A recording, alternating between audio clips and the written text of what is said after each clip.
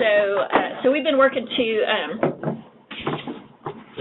clean up our website, or not clean up, but just, get it a little better organized and add some things to it. So I wanted to kind of walk y'all through that. And the first thing that I want to show you is under the training tab.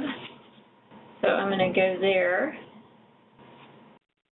And we're going to run slow now for some reason. That's so exciting.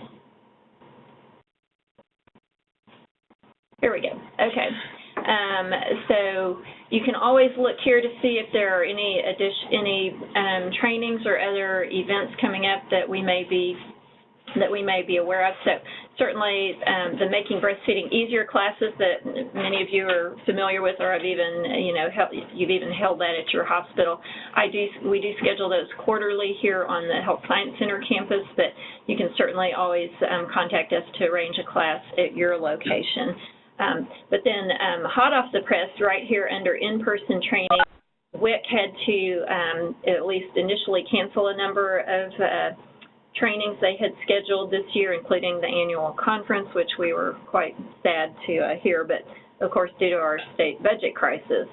But they've kind of rearranged some of their federal funding, and they are now able to offer the WIC Breastfeeding Educator course. It will be kind of squeezed into 2 days on August 4th and 5th, and that's the one they've done a number of times with Glenda Dickerson, who's an excellent presenter. And that's free through WIC. They'll prioritize, of course, WIC staff, but they usually have room to allow some other people to attend that.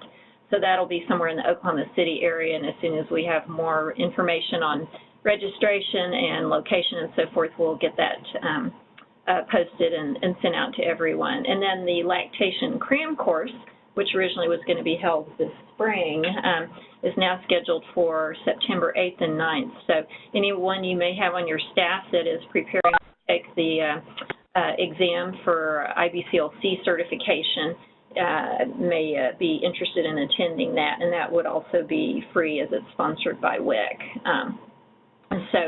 And then as we go up on the list here under online training, I just want y'all to be aware of things that we do have posted here, because these are some free resources that are really good. This expanding clinicians roles was put together by the Massachusetts Department of Health, and you can click there, and there are 2 free modules, particularly for physicians. But any other healthcare staff could take those. So they're each 1.5 hours. So if they completed both of those, that would meet the 3-hour education requirements for physicians.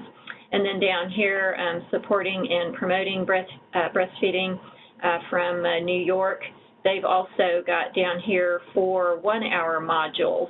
These are all free resources that are available online. So also, once again, appropriate for physicians and really any other healthcare staff. So get back to the screen here. I'm sorry, Ingrid. I'm afraid I can't do that. The Siri is talking to me. I don't sound like Ingrid, huh? And then if you just go over to our baby-friendly tab, where we're trying to organize more information here. There's some different publications about kind of gaining support from your leadership on baby-friendly. Of course, we've cross-linked to our Breastfeeding Champions, so you can see who our current baby-friendly hospitals are. And then really, especially under videos and resources, there's some good videos that are available here. This one is from, this Ready, Set, Baby is from the Carolina Global Breastfeeding Institute in North Carolina, and they have a really good prenatal breastfeeding education PowerPoint.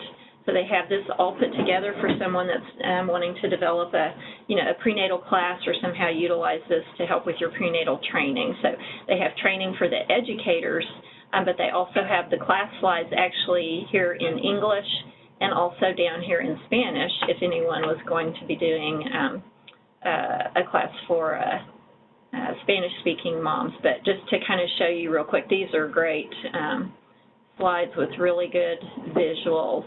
So has some really good information there.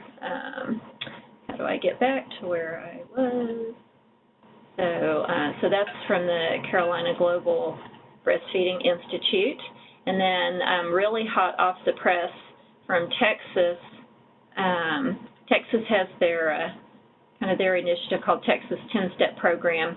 But if you click on that link, they have really nice, well-done videos that address each of the 10 steps. So as far as maybe augmenting your staff training or addressing a particular concern that, you know, you're struggling with, say if it's, you know, rooming in, this is, you know, less than 4 to 5 minute video that they've done. And we don't get sound if we play a video, right? You might. Let me click on it and just so you can kind of see what one looks like. But they're very well done. I've watched about 3 of them. Haven't made it through all of them. So, and let's see if I can fast forward this any. We have 2 moms in a room to make rooming and easier. We see all types of patients. We are a multicultural facility. We have our Texas 10-Step designation and currently on track to obtain our baby-friendly designation. We have a level 3 nursery and we have a high-risk nursery, but no newborn nursery. And regardless of what the babies are feeding, they stay with their mom till discharge. So anyway, so those, those are really good video resources that I wanted y'all to be aware of. And of course, hopefully y'all know that, you know, any webinars that we've done, you can always go back here if there was one that you missed or one that you saw that you thought was particularly good and you wanted to have other staff to, you know, watch that. These are all posted here where you can see, you know, you can just view the slides if there were slides and otherwise see the recording of the webinar. And then the past conferences are also on there as well under past events. So, okay, then under patient materials, we have worked to try to get some things, once again, ordered a little better. So here's a number of different handouts that, you know, we've developed or either, you know, gotten permission to use. So there's kind of little, what do y'all call those, thumbnail prints of these. But if someone, you know, needs a handout on a particular topic, here's some that may be helpful to you. You can pull them up to take a look at. Here's one about, you know, pacifiers and so forth. But and you can just download the PDF and print that out in your facility. We've tried to have in English and Spanish as much as possible. And if you're a smaller facility that, you know, doesn't have good ability to print, you know, nice things, you can always go right here to order from us and order those to be shipped to your facility. So where are they? OBRC handouts. And if you're a tax-exempt facility, you can order from here. If you're a, you know, for-profit management, you can order from there. So let me go back or close that. Let's see here. Go away. Okay. And then down below, of course, we developed these badge buddies. So it's got the stomach size and a little bit about, you know, volume of intake for newborns. And on the back side of this are the key points to address for prenatal education, and you can certainly order those for your staff as well. We've also tried to put together some different websites and links that you might want to recommend to your mothers. So there's the WIC's breast pump referral form, so you know that that's readily available here. If you have a WIC mom that qualifies for, you know, a loaner electric pump for babies in the NICU or something, then you can easily print that out there, and that's in English and Spanish. Just some other good resources. Of course, the milk bank is here, WIC site, and then we're starting to see more information come out and more resources for military moms. So those are a couple of Breastfeeding in Combat Boots is a great name and has a lot of good information as well. And as I rattle on, y'all feel free to stop, ask me a question, break in at any time. So, and we've tried to list some options for, professional help after discharge. So, and anything you see, if you've got something that you feel would be helpful to add or post, definitely send that to us. We've got the information on COBA's baby cafes, Milk Moms, so these are some different parent support groups or, meeting times and so forth. And then any peer help such as La Leche League, and then where WIC has breastfeeding peer counselors.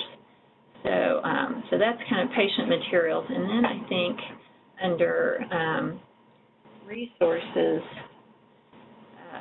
we've also got a lot of sample policies and other, forms and things, so you can check that out.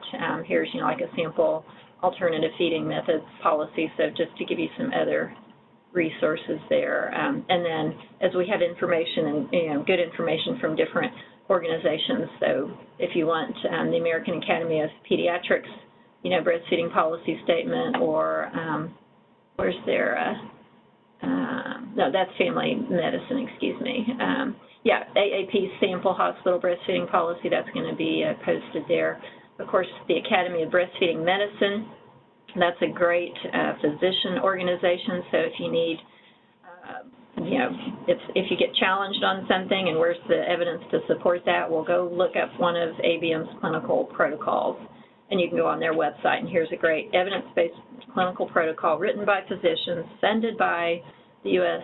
Maternal Child Health Division, and you can download that and have some good information to share with your docs.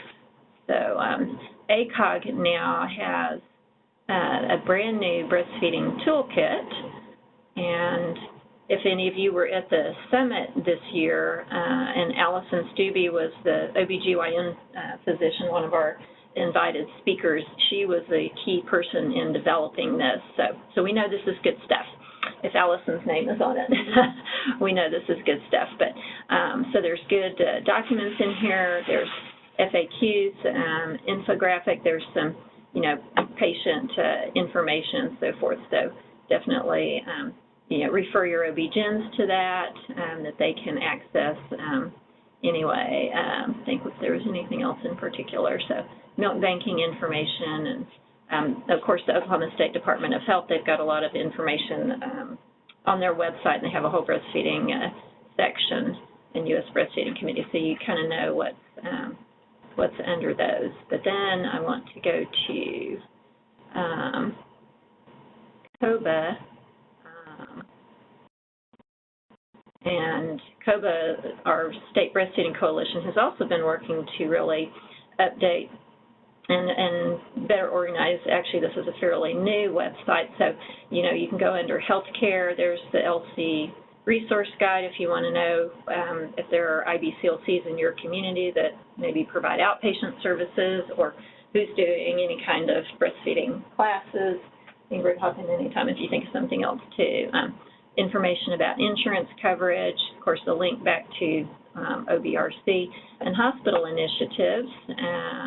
So here's information about our baby-friendly hospitals. We don't have Integris Edmond up here, so if anybody's on the phone from Integris Health Edmond, that's our 5th and newest baby-friendly hospital, so COBA just hasn't gotten that up yet. But what I really wanted to show also is COBA's model policy that many of you are familiar with. They don't have the newest one, so this is also fairly hot off the press, but the model hospital policy that COBA has had available, it has been revised, and so it still has the same look, but it's going to have a 2015 date, and we've gone ahead and published it online so that while we're continuing to seek endorsements from some of our state organizations. So we have the Health Department, the family physicians, and then AWAN who have endorsed it so far, but this was like a 2-year project with the COBA group, and we went through and tried to make sure that it addressed all the bullet points and the detailed requirements of Baby-Friendly USA for the infant feeding policy. So formula feeding information is in here, and a lot of the language on that. and ban the bags. So there's information here on ban the bags. We're also updating the rationale. So if we have anybody on the phone today that has not eliminated the free formula gift bags, you know, shoot us an email, and we'll send you the updated rationale, which COBA's been working on. That's also just hasn't been posted yet. So we've updated that and added some newer evidence and information to support that. Let's see, what's my last? And then a request that we had, I don't know if Vicki is still on the phone, but so this is in process. We just need the COBA board to kind of give one final review of this, but kind of had a request to help with Step 10 information, and so that you don't have 10 different handouts you have to give moms about, you know, well, here's the hotline, and then here's the COBA Baby Cafe, and then here's the, you know, whatever else. So we've tried to kind of create a Step 10 flyer, and this is what it looks like so far. So we've got the hotline, we've got WIC, if they have peer counselors in their area. We've got information on Milk Moms, which meets in the Oklahoma City area. We've got the LC resource guides. Here's COBA Baby Cafes. So all of these are where they can, you know, try to access them online. And then the updated information about, you know, time of meetings and dates and times and things like that that may change, or if locations change, that's all on the website, and you don't have to keep redoing you know, your printouts that you give to your moms. We've got La Leche League and Breastfeeding USA as well. And then we added in a section at the bottom if you wanted to, you know, print in information about your own facility. If you've got phone numbers or outpatient lactation or some other resources that moms can access after discharge. So that's coming soon. Hopefully, actually, in the next month, we'll get that posted and also email that out to everybody as that is finalized. So Ingrid, I don't, if I close this, right? Mm-hmm. Or let me just minimize. There we go. Okay. What else did I have? Anything else we need to update them on? Okay. Okay. Yeah, and so then, and actually, let me get out of COBA. Will we have a separate link for that up here? Where will that be? Yeah. Or will it be under training? Well, they'll have to, it'll be in training, and then they'll have to go into training, and then they'll have to register and pay up through Marketplace, and then we have to physically enroll them in the course. Okay, okay. So, so we are in process or nearing completion of a 15-hour online training that will be available through our website, and it will actually link people up to the OU Health Science Center's online learning portal, I guess you call it. It's called D2L, which is distance to learning or direct something to like learning. That, yeah, like yeah, that. Distance to learning. And so that will meet all of the didactic requirements for staff education, but something that staff can access online and kind of do, you know, go in and out of it, log in, and work on it as time permits, and then they would get a certificate. And they have a year from the time they would enroll in the course. They have 1 year to complete it in order to get their certificate. Okay, okay. Which hopefully they could. Will that be open to people outside of Oklahoma? Yes. Yes. Yes. So it'll be anybody who wants to sign up for the course can sign up for the course. The idea was to offer it for low cost, and it's going to be around $30 per user. How much? I'm sorry. $30. Really? Zero, really. Yeah. When did you say it was going to be done? Last week, no. Well, it's going to be done this month, but then we have to load it into the university's online education system, and they're upgrading the system the first week or so of July.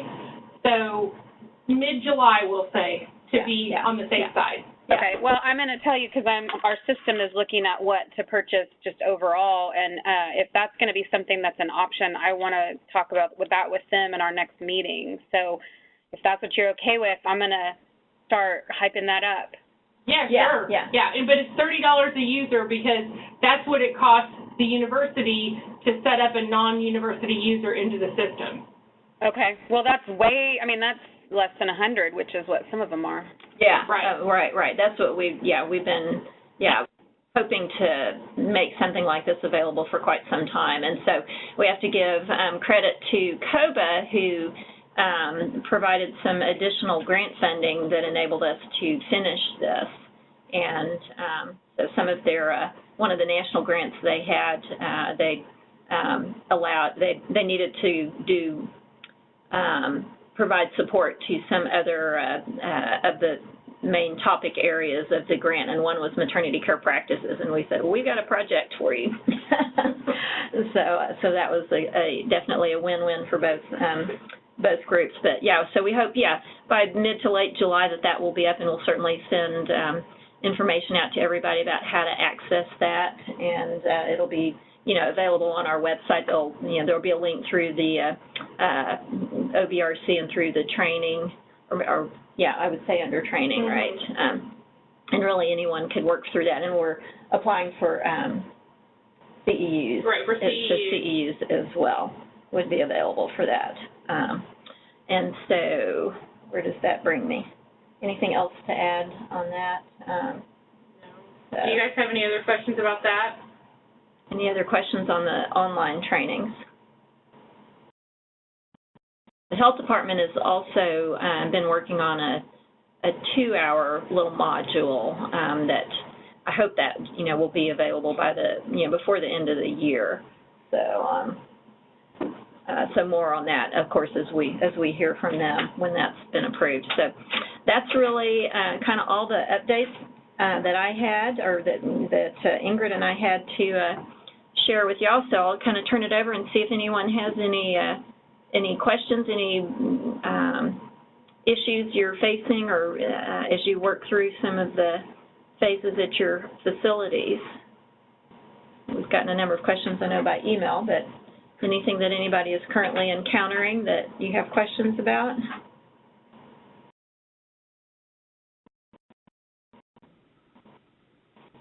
How's everybody doing with rooming in? I know we've had a couple of places asking us quite a bit about rooming in, and how do they respond to moms that, want to send the baby off.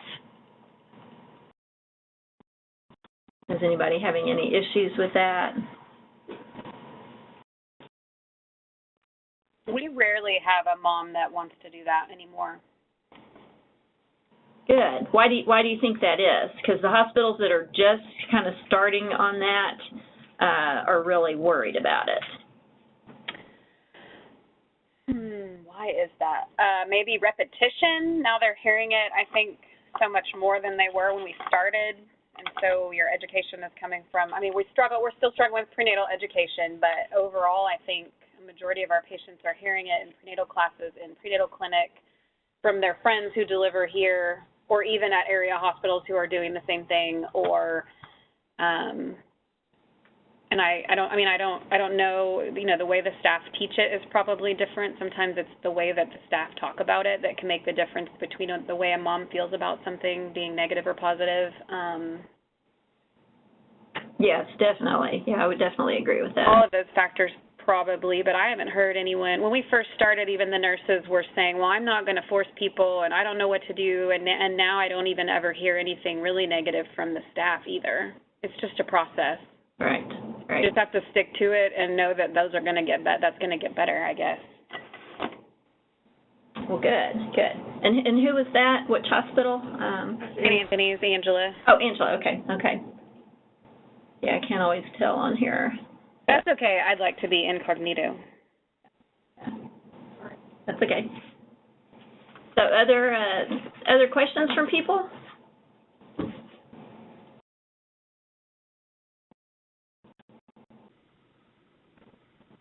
Everybody's doing great, and no one's having any problems or encountering any barriers. Hey, Becky, it's Karen Blackburn. You might have said it because I came in just a little bit late on the Resource Center. Is there anything on there like a patient handout about tongue tie at all? Ooh, I don't think So. No, but there's an inside track on tongue tie. We could certainly add it. I just didn't know if there was a, yeah. And I think that's the one I've been using too. I just thought that might be something. I know that's something that seems like we print out occasionally that, you know, parents kind of need a visual or kind of understanding of what we're talking about or right. what the concerns are. But everything else looks so good on there. There's so many. Good. Sometimes I forget how many things are on there for us. That's great. And the new handout with all of the phone numbers and the COBA, that's a great idea for everything to be on one. I'm really excited to use that. Good, good. Great idea. Thank you. Oh, now, okay, so is it on the, okay, so let me go. I'm being told by Kyra, who's our fabulous force behind the scenes here, who's done all this hard work, that we have a tongue-tied video. What's it called, Kyra? Ah, I see it. Here we go. Under other helpful videos. So there's use caution. Yes, we know. So there's, let's see what that looks like. Email from a concerned parent in Texas. He writes, Dr. Sears, my newborn is having trouble breastfeeding, and my doctor said it may be that she's tongue-tied. Can y'all see that? What does that mean? Julie, Clara. Yes. Okay. Well, the medical term for this is called ankyloglossia. It's kind of a mouthful, so I just like to call it tongue-tied. What it is when that little flap of tissue underneath the tongue is a little too thick. It ties your tongue down. And basically, in babies, it causes poor feeding. In older people, it causes speech problems. And the problem is, if you fix it early, it's a lot easier. So let me just show you what I'm talking about. So this is a normal frenulum. This is that flap of little skin underneath the tongue, that's the frenulum. And normally it attaches about halfway up the tongue, allowing the tongue to do its job. You know, move freely out, in and out of the mouth, for feeding, talking, and all that kind of stuff. But if you have tongue tie, the frenulum is going to be a lot thicker. Now this is an older child with tongue tie. You can see here, the tongue is just not able to move outside the mouth, and you talk like this. If you have tongue tie, because your tongue can't move outside of the mouth. So if you wait till you're older to fix it, you can see it's thick. And to cut through that, you have to fix it. You got to cut through it. There's a lot of nerves in there, a lot of blood supply, and you got to numb it up, stitches. Can y'all hear the audio? Procedure, but if you fix it when you're young. Yes. Okay, okay. Let me show you this. On a baby, the frenulum is still a lot thinner, and it's a really simple procedure. You can do it in the office. Simply just get the baby to open the mouth, usually crying, take a blunt scissors, and you just go in there, you take a little snip of the frenulum right down to the base of the tongue. There's no nerves in there, there's no bleeding, the baby doesn't feel it at all. It's simple as cutting fingernails, I think. It's no numbing at all. No numbing at all. Nerve endings aren't there. They're not there yet. So, perfect. All right, well, all right, so that looks like potentially a good option, but that's a great question too, though, Karen. It'd be nice. Now, one thing is inside tracks are great. We technically can't post those because they were ILCA publications, so you can certainly email us. Maybe we'll have maybe we should, I don't know if we could put a list on the website, or we could put a note about if there's not a topic on here, you know, email us and we may have something that we can send you, because we could send somebody individually the tongue tie inside track, but we can't just post it because it was copyrighted. So, but yeah, and otherwise we'd have to just develop our own. So a great question there. And Karen, that reminds me too, Karen had a little situation at her facility recently. You want me to share that, or you want to explain about it? Oh, you're going to tell my boo-boo, aren't you?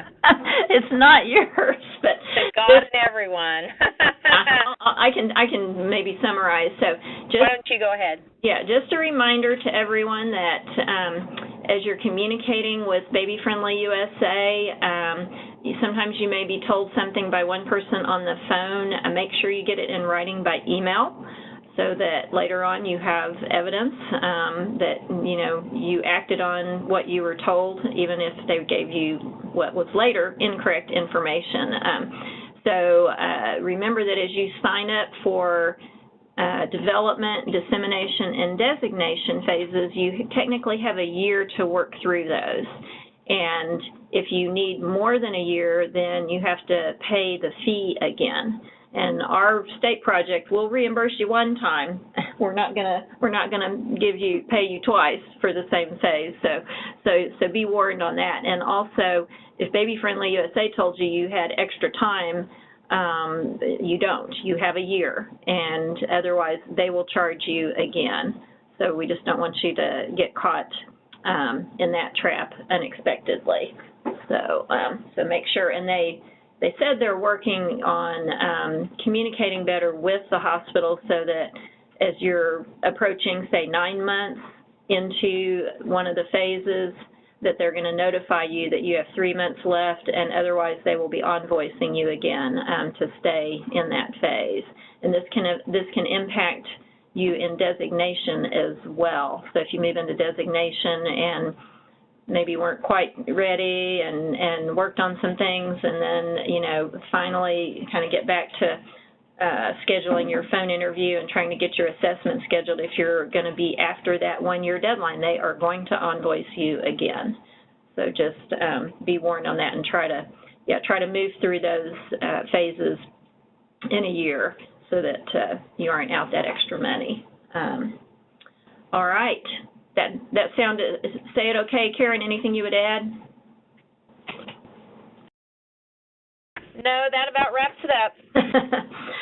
So all we can do is learn. Lesson learned. Yep, lesson learned the hard way sometimes. Don't trust everything that you're told.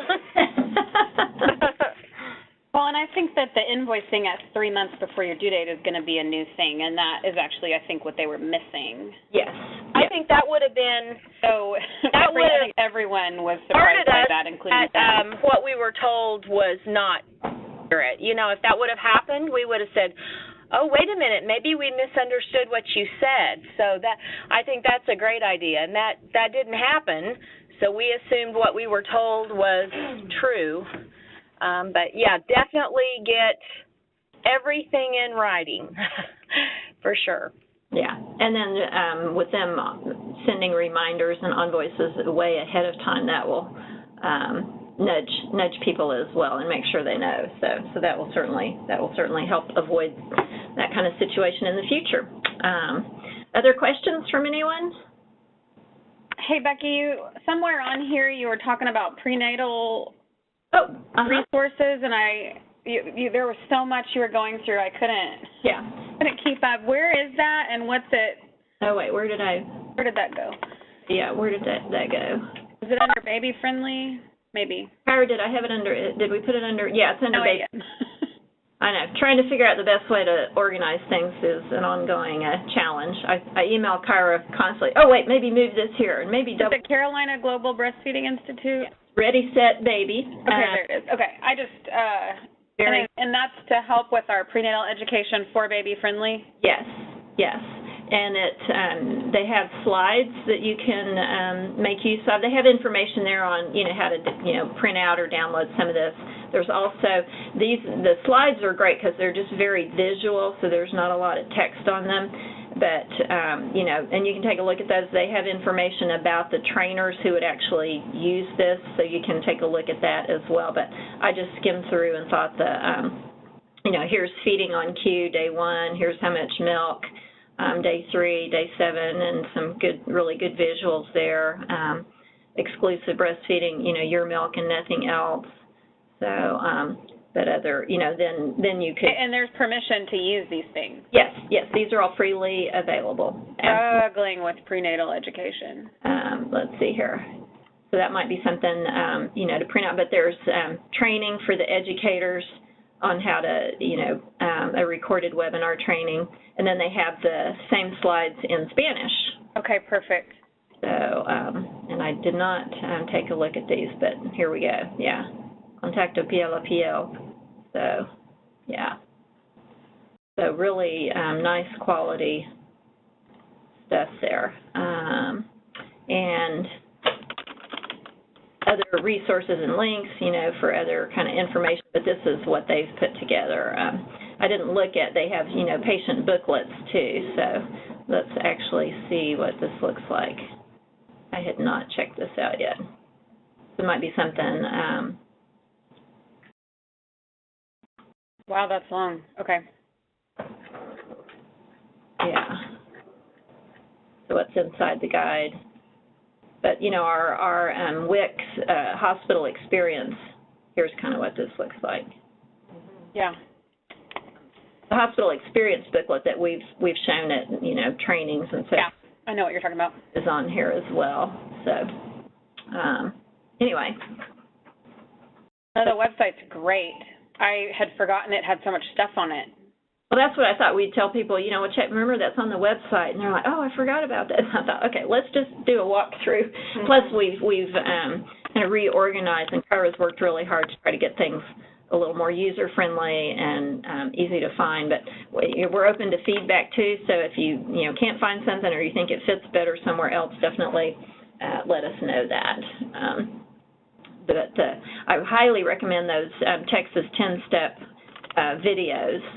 So I've already referred 2 or 3 people to certain steps that they had questions about, and I said, here, watch this video, and that's going to give you even, more, it might be good for your task force to watch this video, know how to answer questions from staff on a particular, one of the 10 steps that you may be struggling with. So yeah, no, that's great. They're very well done. So all free resources out there. All right, other questions from anybody?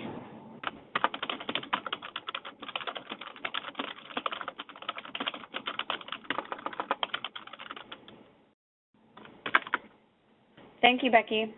You're welcome. And whoever's there else also. Yeah, I know we've got different people on here, so I think that's it. Yeah. If anybody has questions about anything, let us know, email us, call us. That's what we're here for. And we are. We haven't scheduled all the webinars. I mean, we have the dates, but we haven't scheduled the topics. So definitely let us know if there's a particular topic you would like to see addressed on a webinar, and we can work on that. We've got Kathy Carruthers and the Communication and Counseling rescheduled for the September webinar. Ingrid is doing the August one on overcoming staff resistance. So after September, we're still kind of debating on, what we want to present, and others trying to recruit some outside speakers when we can. So we give you guys some good information. But if any ideas for topics that would help you, let us know, and we will address that. All righty. Anything else?